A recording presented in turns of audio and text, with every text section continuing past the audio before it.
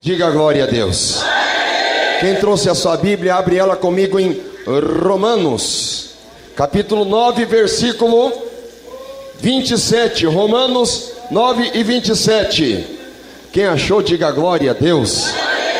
Quem achou, diga aleluia. Vamos ler então. Eu quero que você preste muita atenção nesta palavra.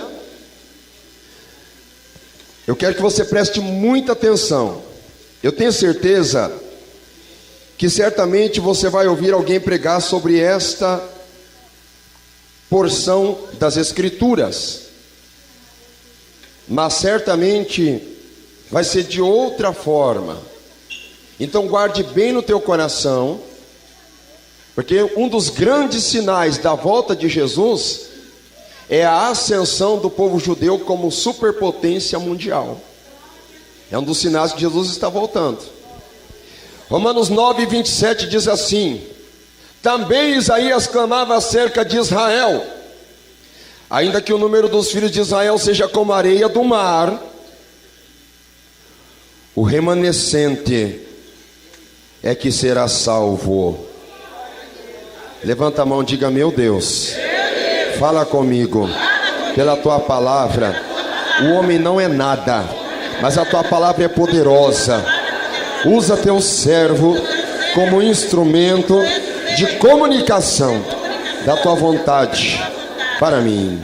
Pode assentar e glorificar aquele que merece palmas. Glória a Deus, aleluia, honra, louvor e toda adoração.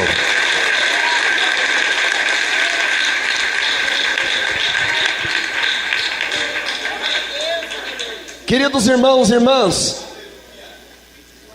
eu vou falar com vocês acerca de um povo. É um povo que não é muito falado sobre eles, não. A mídia não faz muita questão. Agora, de 2010 para frente, que se está falando bastante desse povo.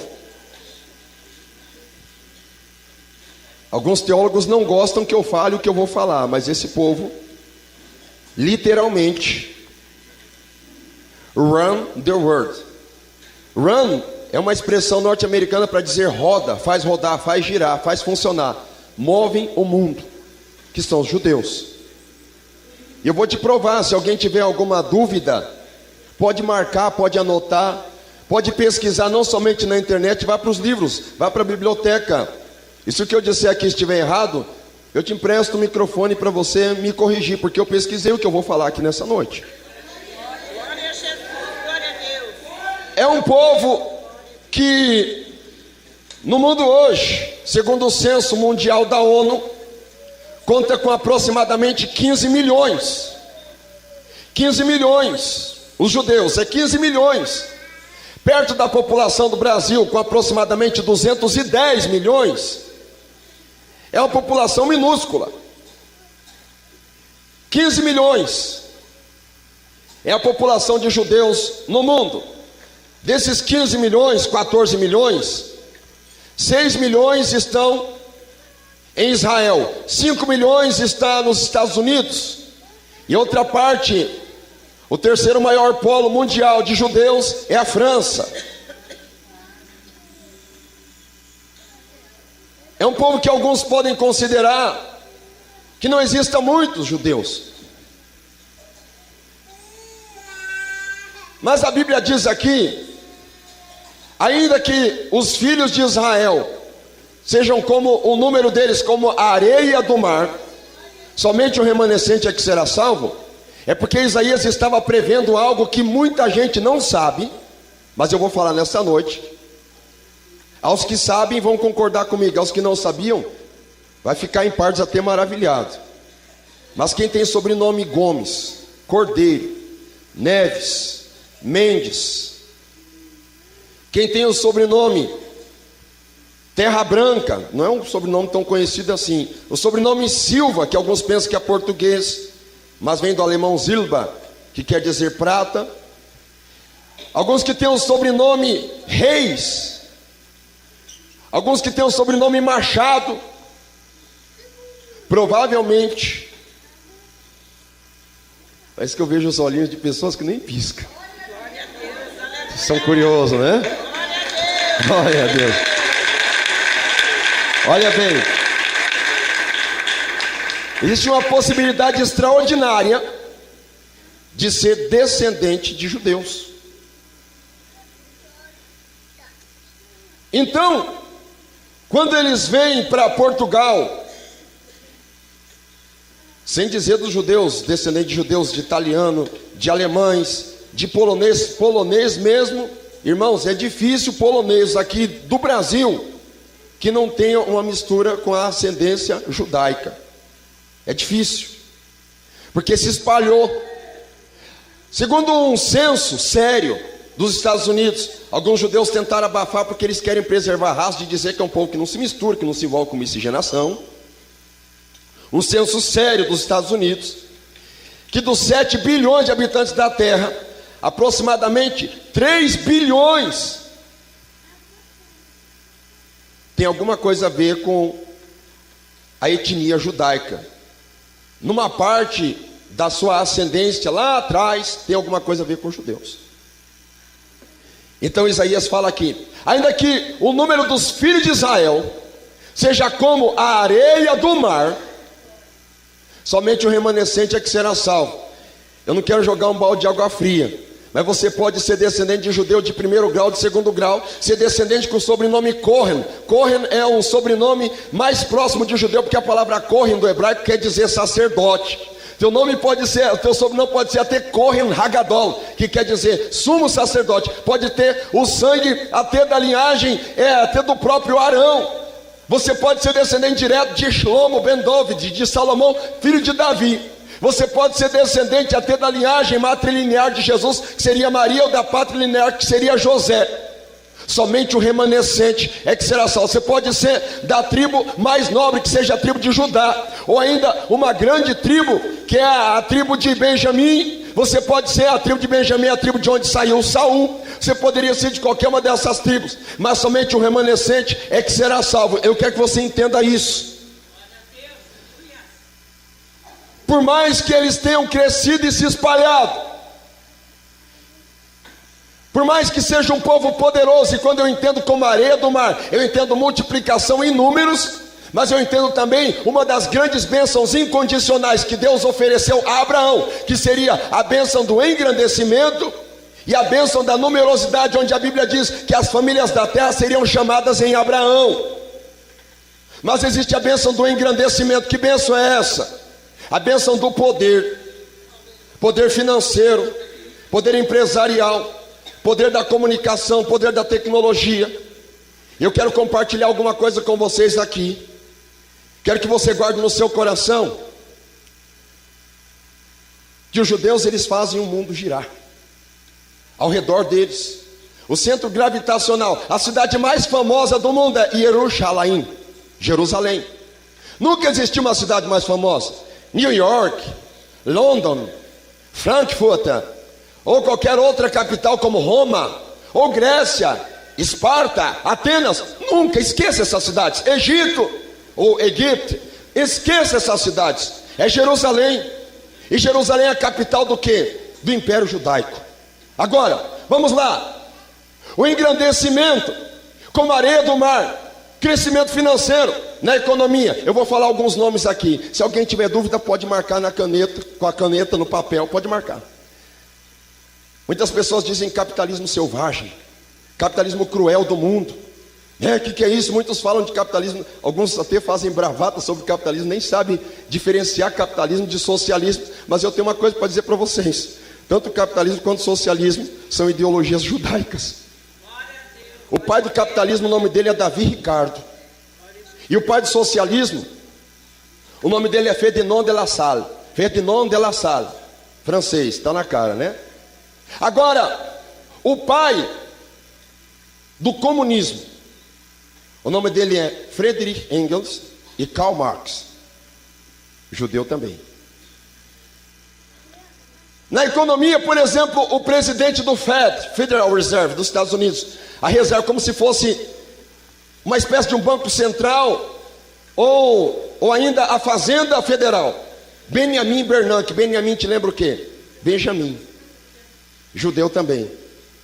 O presidente, aliás, O diretor da Casa da Fazenda do Brasil, o senhor Guido Mantega, é judeu genovês da Itália.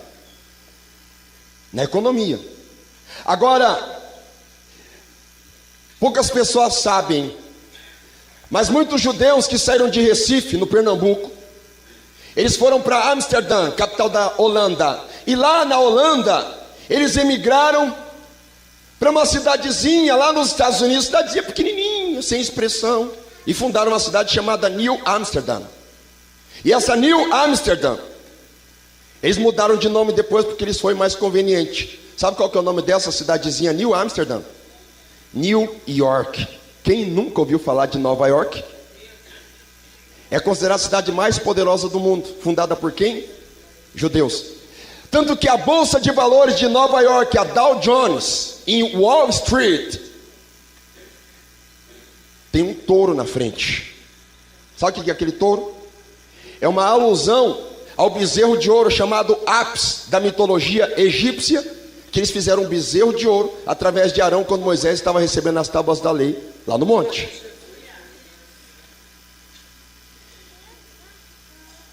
Então, a partir dali, de Nova York, eles controlam a bolsa de Frankfurt, a bolsa de Tóquio, a bolsa de Hong Kong na China. A Bovespa do Brasil é moleza para eles controlar também, até porque a Bovespa é um banco judaico.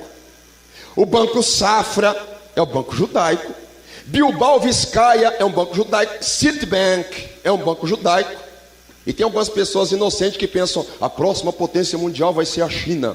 Mas não sabem que quem fundou o primeiro banco da China, quando a China ainda tinha uma economia agrária, economia de latifúndio, de agricultura, quem fundou o banco, o primeiro banco da China, foram judeus. Sabe que nome é? Há pessoas que pensam que é um nome americano. HSBC, a sigla HSBC é Hong Kong Shanghai Bank Corporation, corporação bancária de Hong Kong e de Xangai, fundada por judeus. Então quem controla a economia da China, basicamente, não precisa nem eu falar. Itaú do senhor Setúbal, banco de judeus. Os maiores bancos da Alemanha, banco de judeus. Porque eles controlam a economia. Por isso a raiva e a ira de muitos patriotas alemães, tentando até mesmo efetuar o holocausto, que segundo alguns historiadores foi de 6 milhões de judeus, porque a economia se concentrou na mão deles. Na cultura, o Brasil não tem nenhum prêmio Nobel. Sabe quantos prêmios Nobel tem de judeus? Só 160. Só 160 judeus prêmio Nobel. Alguém aqui deve ter ouvido falar numa banda de rock chamada Kiss. O vocalista ou o protagonista da banda, o nome dele é Gene Simon. Sabe o que quer dizer Simon? É o mesmo que Simon, é o mesmo que Simão. E Simão é o mesmo que Pierre do francês, é o mesmo que Peter em inglês, é o mesmo que Pedro em português. Gene Simon é judeu. Quem nunca ouviu falar, agora vamos popularizar um pouco mais, quem nunca ouviu falar de Beatles? Muitos ouviram falar de Paul McCartney, John Lennon, ouviu falar de George Harrison, Ringo Starr, mas não ouviu falar de quem estava por trás nos bastidores, o empresário, o nome dele Brian Epstein. Sabe o que era Brian Epstein? Judeu. Quem nunca ouviu falar de uma cantora que, segundo dizem, se suicidou? Amy Winehouse. Ela mudou o sobrenome para Winehouse, para uma pronúncia americana, mas o sobrenome dela original era alemão. Winehouse, casa do vinho. Descendente de judeus, inclusive de judeus do rabinato. Eu vou dizer para vocês, alguns aqui já ouviram falar de um cantor chamado Bob Dylan. O nome dele não é Bob, o nome dele é Yaakov. Ele mudou porque era conveniente entre os americanos ser chamado de Bob, porque era um nome legal na década de 60. Judeu também. Na política, alguns já ouviram falar certamente da sociologia, mas alguns não sabem quem que é o pai da sociologia. O nome dele é Emile Durkheim. E esse Emile Durkheim, o que ele tem em comum com Karl Marx, Bob Dylan e todos esses nomes que eu falei? Também é judeu. Na tecnologia, o celular que mais roda hoje não é Apple, tanto que eu não tenho Apple, porque eu não tenho bastante dinheiro. É um Samsung, o sistema operacional que faz ele rodar, Android no inglês. Quem que é o fundador?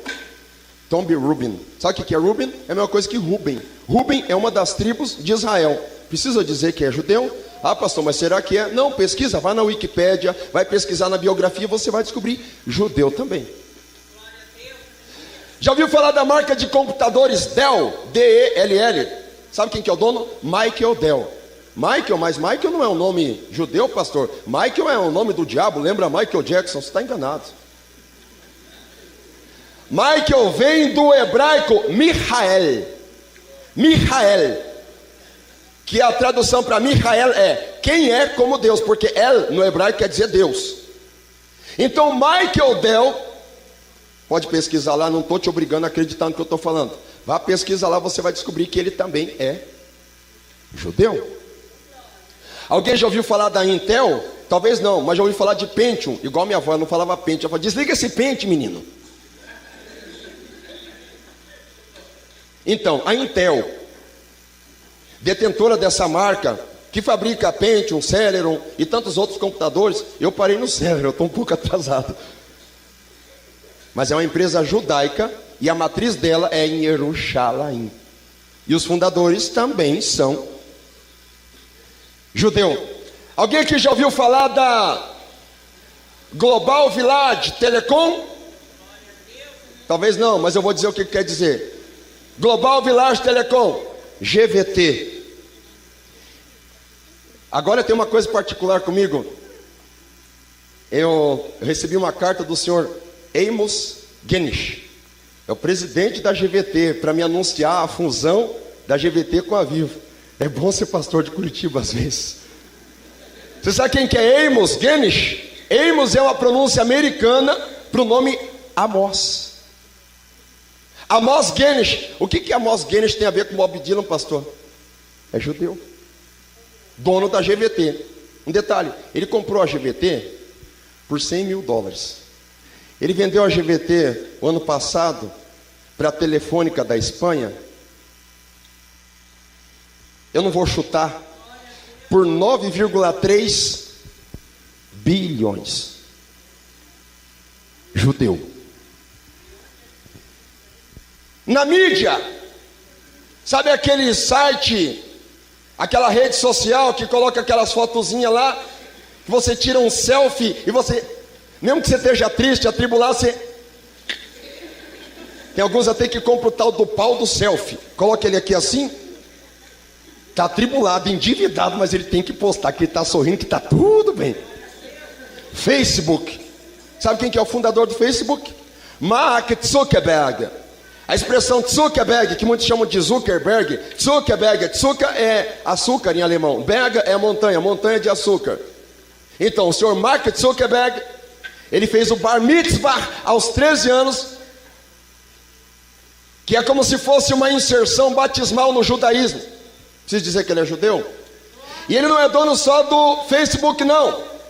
Existe um programinha no celular de, eu vou dizer aqui, 90% de quem está aqui, um programinha que de vez em quando teu celular faz assim, ó. Ele comprou o WhatsApp também. Judeu. Você sabe um programa que quando você não sabe, quando você não conhece alguma coisa, você pergunta assim, eu já sei onde que eu vou perguntar para ele, porque ele sabe tudo. Sabe quem que é ele? Como é que é o nome dele? Como é que é? Você sabe quem que é o fundador do Google?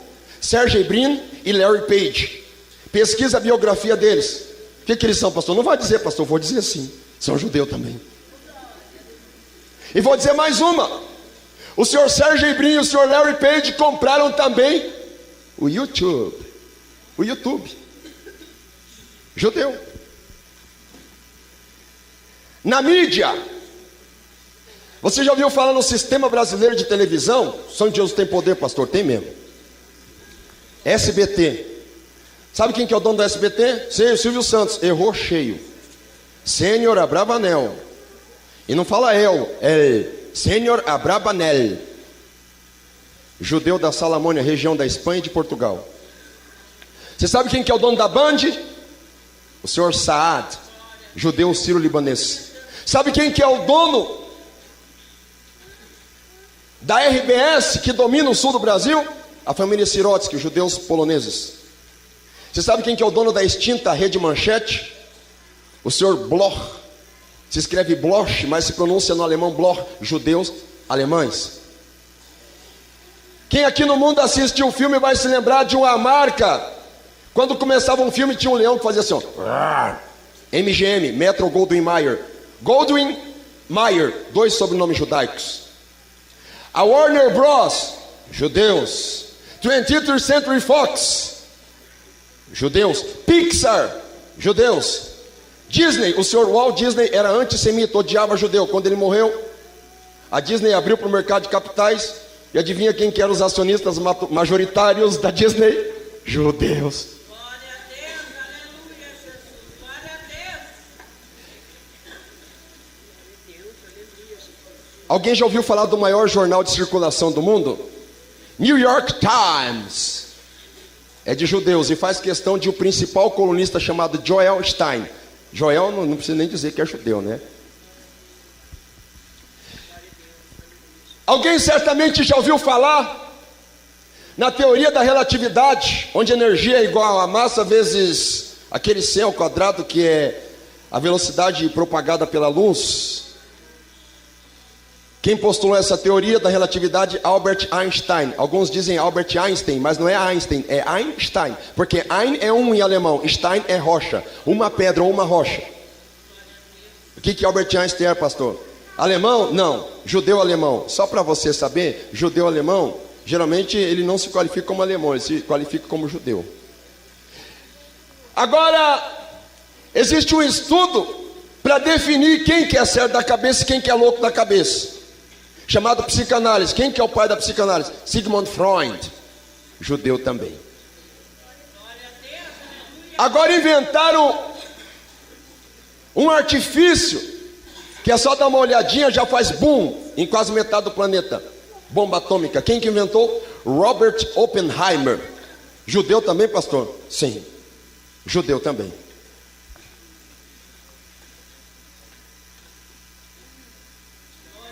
Eles se infiltraram na mídia. Eles rodam o mundo. Então eles são semelhantes à areia do mar, porque onde eles não estão, o braço judaico está. São muitos. Tem poder, tem dinheiro. Isso é verdade. Mas somente o remanescente é que será salvo. Somente o remanescente é que será salvo. Pastor, o pastor fez um rodeio, sim. Agora, são 9h10, mas eu preciso começar a pregar agora. Eu vou te explicar por quê.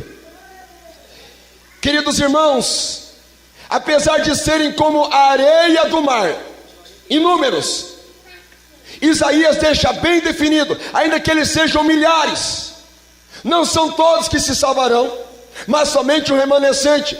Eu quero trazer para a nossa realidade. O IBGE qualifica o Brasil com uma população de aproximadamente 210 milhões de habitantes, e nós recebemos a fama lá fora como o segundo país mais evangélico do mundo, perdendo apenas para os Estados Unidos. Amém, nada. Perdendo apenas para os Estados Unidos. Em terceiro lugar fica o México. Mas tem um detalhe: no meio desses 210 milhões de habitantes, 25% da população, ou seja, 50 milhões, é o número de evangélicos. E no meio desses 50 milhões estão inseridos evangélicos que vivem uma vida pecaminosa, evangélicos que vivem uma vida de mentira, evangélicos que vivem um terceiro ou um quarto casamento como se fosse normal, evangélicos que compram e não pagam, evangélicos que vivem um tentando apunhalar o seu próprio irmão pelas costas, evangélicos que não oram mais, que não tem calo no joelho, não jejua mais e nem crê na vida de Jesus, evangélicos que não têm compromisso com Deus.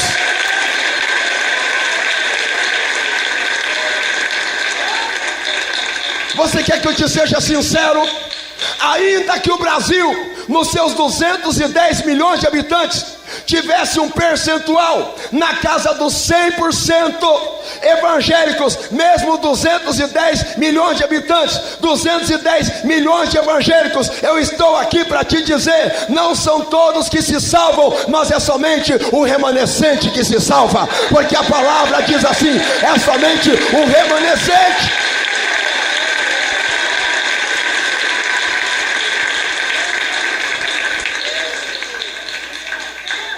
Ainda que nós estejamos considerados como os evangélicos, é os evangélicos de hoje, que se considera como não toque, não rele, não mexa comigo, não me incomoda, não faça isso, não faça aquilo, se bater no meu rosto direito eu acerto o teu esquerdo, e a minha canhota está bem treinada, porque eu deixei por questão o meu braço do lado de fora da quando eu me batizei, porque eu não me converti muito bem não, ou melhor, eu não me converti para apanhar. Não mexe comigo que eu faço parte da elite da bancada evangélica. É isso mesmo.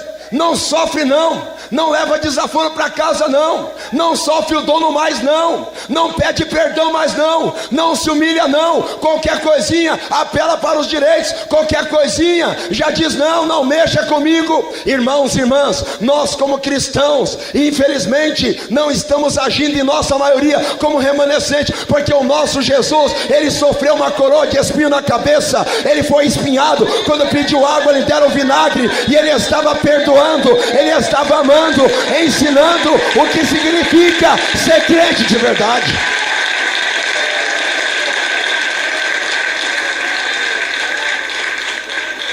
Ainda que o número dos filhos de Israel seja como a areia do mar, ainda que o número de cristãos seja como a areia do mar, somente o remanescente é que será salvo. Existem adeptos da teologia do universalismo. Sabe o que diz essa teologia? Que no final Deus vai fazer uma espécie de um mutirão da salvação. Tá tranquilo, não, você está em pecado, mas entra aí, entra cá, vem para cá, o céu é tranquilo, é sossegado, fica sossegado, rapaz, você já criou no meu nome, pode entrar para cá, entra para a salvação, entra para a boca do cordeiro. Ô Senhor, estou todo lascado, cheio de pecado aqui. Não, rapaz, esquenta a cabeça. E os crentes fiéis olhando, e Jesus dizendo assim, você foi fiel porque você quis, no final ia te dar uma chance de salvação também. Será que é esse o Jesus que nós acreditamos? Eu estou aqui para dizer para vocês que ser crente não significa simplesmente ter um cartão de membro. Ser crente não significa simplesmente ser um dizimista. Ser crente não significa simplesmente nós ocuparmos uma posição espiritual como pastor, ou uma posição como crente, dizer eu sou crente, eu sou batizado nas águas. Ser crente significa ser um remanescente fiel, que não se dobra diante do mundo, que faz a diferença, que é diferente, que é a luz no meio das trevas.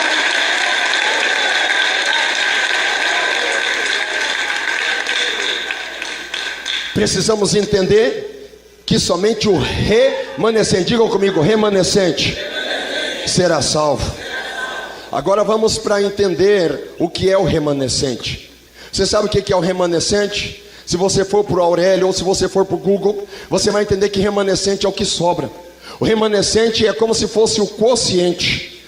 Não há operação de divisões. Existe o divisor, existe o dividendo e existe o quociente. O quociente é aquilo que sobra, é o pouquinho, é a minoria. E o que é o crente hoje, na linguagem do mundo? O crente que quer ser fiel, que quer guardar a doutrina do Senhor. O que ele é? É considerado a escória, é considerado o lixo, é considerado a minoria, é considerado a parte desprezível, é considerado a parte periférica. É isso mesmo. E muitas vezes, muitos crentes acabam sendo rotulados como crente maluco, extremista, que não tem valor nenhum. Ei, escuta aqui, durante a colheita, amém, durante a colheita ou durante a cega, sabe como é que se qualificava o remanescente? Era aquelas sementes, aqueles grãos ou aqueles frutos que não tinham tanta aparência, que não eram tão bonitos, por isso o segador deixava ele de lado, o segador deixava ele ali, para que as pessoas mais pobres colhessem os rabiscos. Os crentes fiéis, os crentes que guardam a doutrina do Senhor, podem ser considerados como a parte ralé da sociedade, a parte mais humilde da sociedade, a parte descontrolada da sociedade. Pode nos chamar de qualquer coisa. Deus lá do céu está dizendo não, eles não são a parte esquecida não, eles são o meu remanescente. Ele é o meu povinho escolhido, ele é o meu povinho que guarda a minha palavra. Aleluia. Somente o remanescente será salvo. Somente o remanescente. E aí talvez alguém diga assim: pastor, remanescente, então está difícil, então ninguém vai se salvar, então o mundo está perdido nada.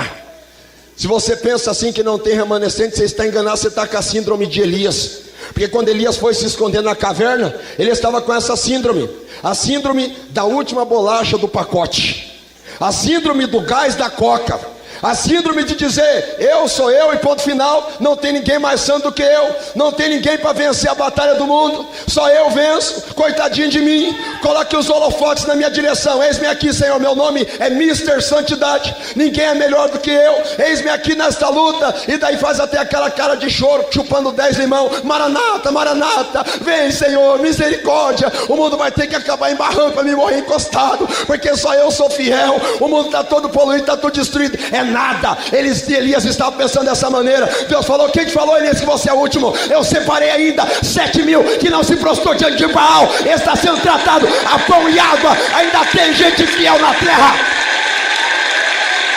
ainda tem gente fiel na terra.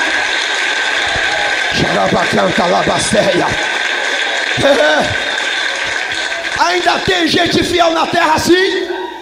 Xarabacanta labasteia. Qual é o perfil do remanescente? Não se prostrou diante de Baal primeiramente. Qual que é o perfil do remanescente? É tratado a pão e água. Meu Deus, esse relógio, uma hora eu pego esse relógio pelo pescoço. O remanescente primeiramente não se prostrou diante de Baal.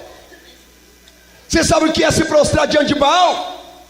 É o mais conveniente para o Israel da época de Acabe, de Elias, de Jezabel.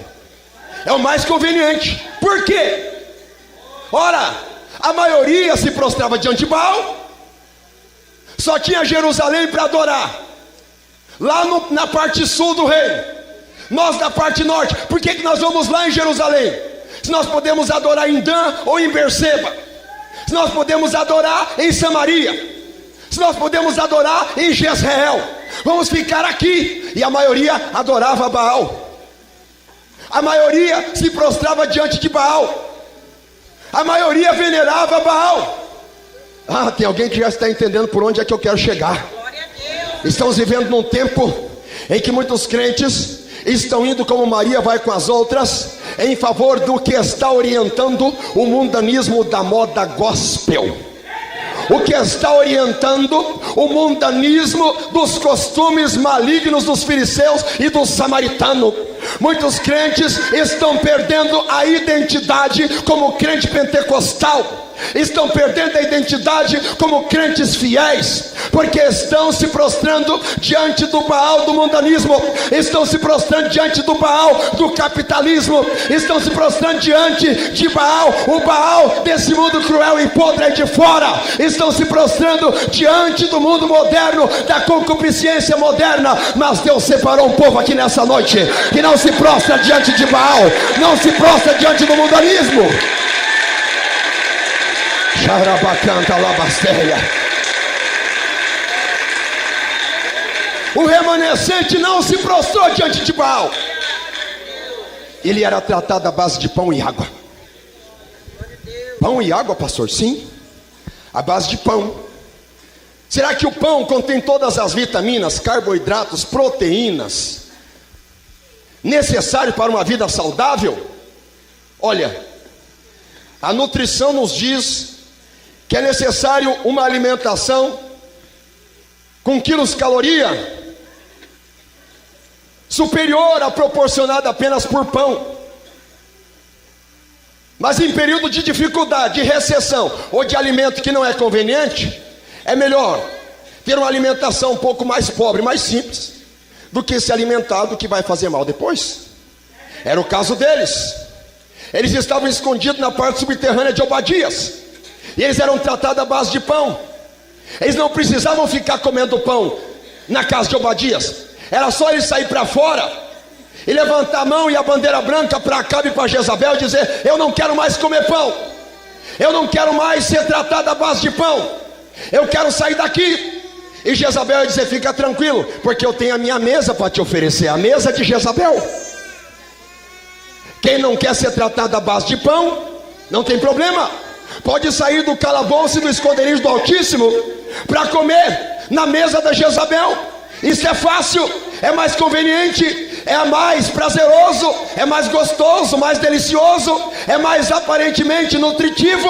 A mesa de Jezabel, é isso mesmo. Eu vou te dizer o que é a mesa de Jezabel. Muitas pessoas estão trocando a palavra de Deus pela teologia sistemática, estão trocando a palavra de Deus pelos pregadores mundanos da internet, estão trocando a palavra de Deus por coisas perniciosas, que acaba perdendo a sua fé. Em nome de Jesus, o remanescente não come na mesa de Jezabel, ele come pão, que é a palavra. A palavra é o pão.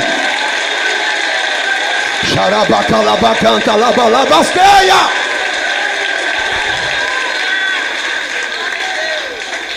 O remanescente, ele não se prostra diante de Baal, ele é tratado com pão e com água.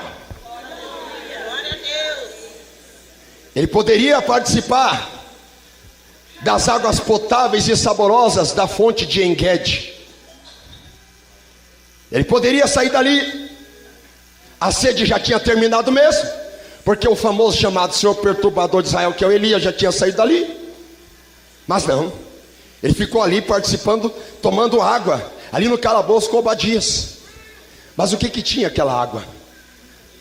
Não é o que tinha de sabor naquela água. O que tinha naquela água era mais atrativa que a água que tinha lá fora? Claro que não. Porque você sabe que uma água por muito tempo no recipiente, ela acaba por se tornar rota. E Obadias não poderia ficar subindo e descendo toda hora, para que não viessem desconfiar que tinha 7.000 lá dentro escondido. Então eles tinham que se submeter àquela situação de tomar aquela água. Mas irmãos, para nossa aplicação, o que significa essa água? Para nossa aplicação, que água é essa? Esta água é a água da purificação. Que purificação é essa, pastor? O afastamento daquilo que o mundo nos apresenta, o afastamento daquilo que Satanás tem para nós. E que água é esta? Esta água é Jesus. E esta água, ela forma uma fonte no teu interior, que jorra para a vida eterna. Dá glória a Deus, igreja. Dá glória a Deus, igreja. Você entendeu? Ainda que os filhos de Israel sejam numerosos como a areia do mar, somente o remanescente é que será salvo. Ainda que o Brasil tenha 50 milhões de evangélicos, somente o remanescente é que será salvo. Muitos que estão aqui ouvindo esta palavra, por que não dizer a maioria, ou quase todos, poderiam estar ouvindo talvez uma palavra massageadora, uma palavra mais gostosa, uma palavra talvez que te confortasse mais, mas você escolheu falando: não, eu vou ouvir aquela palavra, porque aquela palavra que eu ouvi nessa noite é uma palavra que talvez até acerte no meu pecado, talvez ela acerte na minha fraqueza, mas é uma palavra que vai me lavar por dentro, porque eu faço parte do remanescente, eu faço parte do povo que quer ir para o céu, do povo que quer ser fiel ao Senhor. Fica de pé em nome de Jesus. Quem é remanescente aí, dá glória a Deus. Quem é remanescente aí, dá glória a Deus. Levanta a mão para o céu, diga: meu Deus, aumenta a minha fé. Meu Deus, eu sou remanescente, eu faço parte da velha guarda, que não se abaixa para Satanás, que não come na mesa de Jezabel, mas que está na presença do Senhor. Em nome de Jesus, todos dando glória, glória, glória, glória, glória, glória a Deus. Santo Deus, poderoso e eterno Pai, te calabassuri me canta labasteia, te calabassuri me canta labahaia, oripa labacanda labalabás. Olha os remanescentes falando línguas estranhas. Olha os remanescentes que Deus ainda fala com eles em sonhos. Olha os remanescentes que ainda derrama lágrima na igreja. Olha os remanescentes que ainda acreditam na vitória. Xarabalabacanda rabalabás, ipalabalabacanda labalabasteia, decalamanda labacanda labalabacanda labalabás. Aleluia. Espírito de Deus, Espírito da verdade, faça uma obra poderosa em nossa vida. Se somos remanescentes, queremos poder, poder que vem do alto. Oriricanda labaia, dai força, meu Deus, para o teu povo, dai força, meu Deus, para a tua igreja, dai força, meu Deus, para os teus escolhidos, são remanescentes, meu Pai. Xarabalabá, secanda labaia, aleluia, glória a Deus. Quem dá glória a Deus? Quem dá glória a Deus? Quem dá glória a Deus? Aleluia. Quem crê na tua vitória?